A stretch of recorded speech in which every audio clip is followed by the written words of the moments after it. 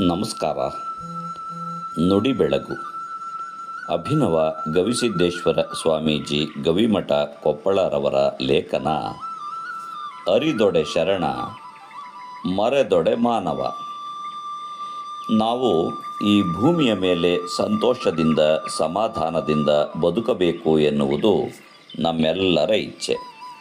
ಹಾಗೆ ಬದುಕಬೇಕಾದರೆ ಏನು ಬೇಕು?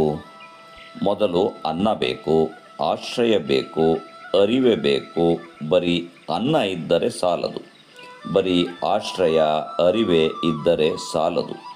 ಹೇಗೆ ಬದುಕಬೇಕು ಎಂಬ ಅರಿವೂ ಇರಬೇಕು. ಅರಿವು ಇಲ್ಲದಿದ್ದರೆ ಜೀವನ ತಾಪ ಕೊಡುತ್ತದೆ.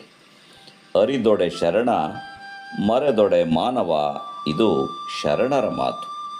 ಏನು ಅರಿತರೆ ಶರಣ ಆಗುತ್ತಾನೆ, ಏನು ಮರೆತು ಮಾನವ ಆಗಿದ್ದಾನೆ? ಸಾಮಾನ್ಯ ಮೊಬೈಲ್ ತೆಗೆದುಕೊಳ್ಳಬೇಕಾದರೂ ಅದರ ಬಗ್ಗೆ ನಾವು ತಿಳಿದುಕೊಳ್ಳುತ್ತೇವೆ. ಅಕಸ್ಮಾತ್ ಅರಿವು ಇಲ್ಲದೆ ಖರೀದಿ ಮಾಡಿದರೆ ನಂತರ ಪಶ್ಚಾತ್ತಾಪ ಪಡುತ್ತೇವೆ. ಮಕ್ಕಳಿಗೆ ಮದುವೆ ಮಾಡುವಾಗ ಕನ್ಯೆ ನೋಡೋದಕ್ಕೆ, ವರ ನೋಡೋದಕ್ಕೆ ಹೋಗುತ್ತೇವೆ. ಬೀದಿಯಲ್ಲಿ ಯಾರು ಸಿಗ್ತಾರೆ ಅವರನ್ನು ಮಾಡಿಕೊಳ್ಳುವುದಿಲ್ಲ. ಕುಲ, ಗೋತ್ರ, ರಾಶಿ, ಸಂಬಳ, ಎತ್ತರ ಎಲ್ಲವನ್ನು ನೋಡಿಯೇ ತೀರ್ಮಾನಿಸುತ್ತೇವೆ.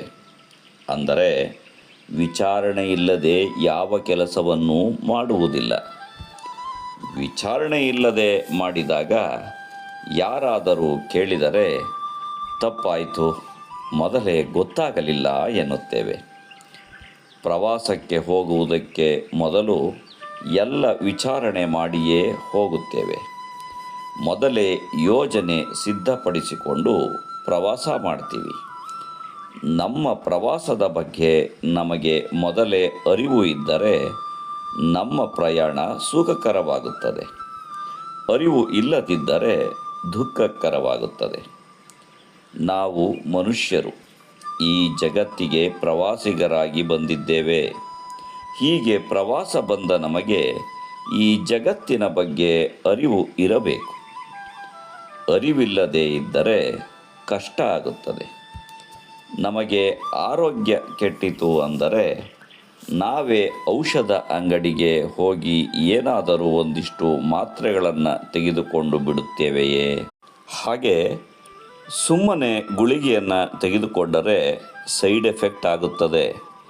ಅರಿವಿಲ್ಲದೆ ಗುಳಿಗೆ ತೆಗೆದುಕೊಂಡರೆ ದೇಹದ ಆರೋಗ್ಯದ ಮೇಲೆ ಸೈಡ್ ಎಫೆಕ್ಟ್ ಆಗುತ್ತದೆ. ಅದಕ್ಕೆ ನಾವು ವೈದ್ಯರ ಬಳಿಗೆ ಹೋಗುತ್ತೇವೆ. ಹಾಗೆಯೇ ಜಗತ್ತು ಎಂದರೆ ಏನು ಎಂಬ ಅರಿವು ಬರಬೇಕು ಎಂದರೆ ತಿಳಿದವರ ಹತ್ತಿರ ಹೋಗಬೇಕು. ಅವರು ಎಷ್ಟು ತಗೋಬೇಕು, ಎಷ್ಟು ಹೊರಗಿಡಬೇಕು ಅಂತ ಹೇಳುತ್ತಾರೆ. ಅರಿವಿಲ್ಲದೆ ಏನನ್ನಾದರೂ ಎಷ್ಟಾದರೂ ತೆಗೆದುಕೊಂಡರೆ ಜೀವನದಲ್ಲಿಯೂ ಸೈಡ್ ಎಫೆಕ್ಟ್ ಇದ್ದೇ ಇರುತ್ತದೆ. ಹಾಗಾದರೆ ಜಗತ್ತು ಎಂದರೆ ಏನು? ಜಗತ್ತು ಎಂದರೆ ನಿರಂತರ ಚಲನಶೀಲವಾಗಿರುವುದು. ಇಲ್ಲಿ ಭೂಮಿ ತಿರುಗುತ್ತದೆ, ಗಾಳಿ ಬೀಸುತ್ತದೆ, ಎಲ್ಲದಕ್ಕೂ ಚಲನೆ ಇದೆ. ಇಲ್ಲಿ ಯಾವುದೂ ನಿಂತಿಲ್ಲ. ಬಾಲ್ಯ, ಯೌವನ, ಮುಪ್ಪು ಎಲ್ಲ ಚಲಿಸುತ್ತಲೇ ಇವೆ. ಜಾನ್ ಕೀಟ್ಸ್ ಅಂತ ಒಬ್ಬ ಇಂಗ್ಲಿಷ್ ಕವಿ. ಆತ ತನ್ನ ಸಮಾಧಿಯ ಮೇಲೆ ಒಂದು ವಾಕ್ಯ ಬರೆದುಕೊಂಡಿದ್ದಾನೆ. ಜಗತ್ತು ಎಂದರೆ, ಜೀವನ ಎಂದರೆ ನೀರಿನ ಮೇಲೆ ನೆನಪು ಬರೆದ ಹಾಗೆಯೇ ಎಂದು.